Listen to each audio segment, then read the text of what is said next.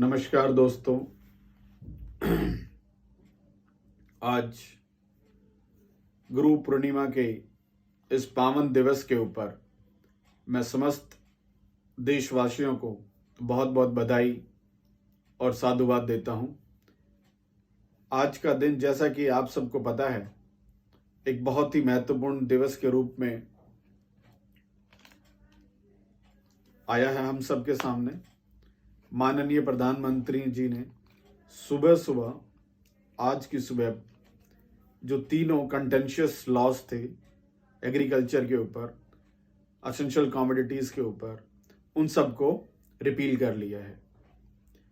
उन्होंने बोला है कि आने वाला जो समय है, जो ये शीतकालीन अधिवेशन होगा संसद का, जो कि 29 नवंबर से स्टार्ट होगा, उसके अंदर जो लेजिस्लेटिव प्रोसेस है किसी भी एक्ट को विड्रॉ करने का, उसको पूरा का पूरा फॉलो करेंगे।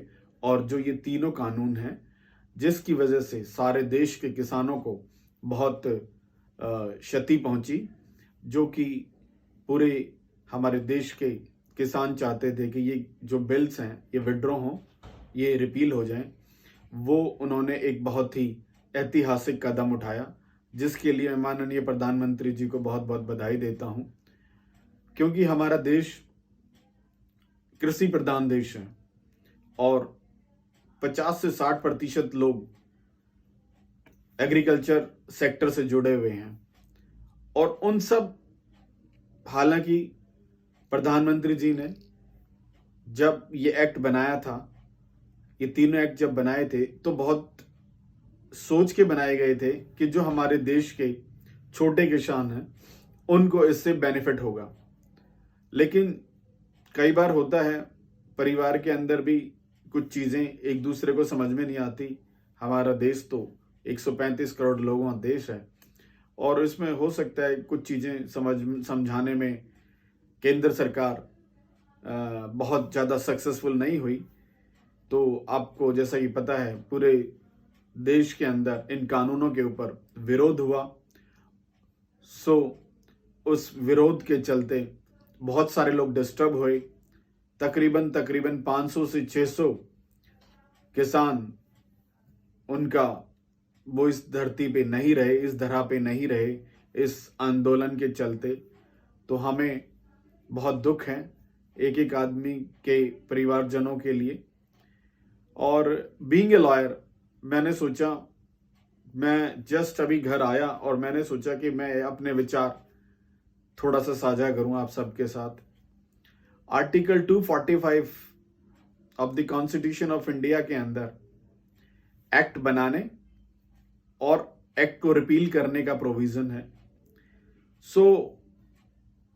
ये जो रिपीलिंग हुए हैं एक्ट्स, ये कोई फर्स्ट टाइम नहीं है।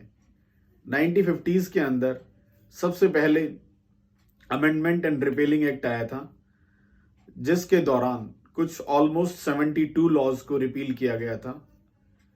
अगर मैं बीजेपी के कार्यकाल की बात करूं तो जो फर्स्ट टेन्योर था बीजेपी का नरेंद्र भाई मोदी जी के नेतृत्व में, उसके दौरान भी कुछ 1428 एक्ट्स हैं जिनको रिपील किया गया। और रिपील करने के पीछे जो कारण होता है, वो कारण बहुत ही सिंपल है।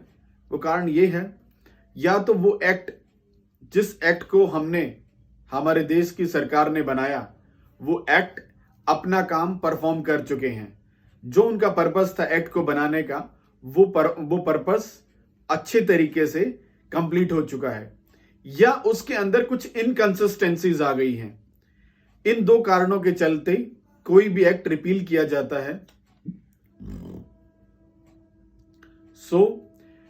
इन चीजों को देखते हुए नरेंद्र भाई मोदी जी ने ये बहुत ही महत्वपूर्ण कदम उठाया और मैं उनके इस कदम की बहुत ही प्रशंसा करता हूं, बहुत सराहना करता हूं।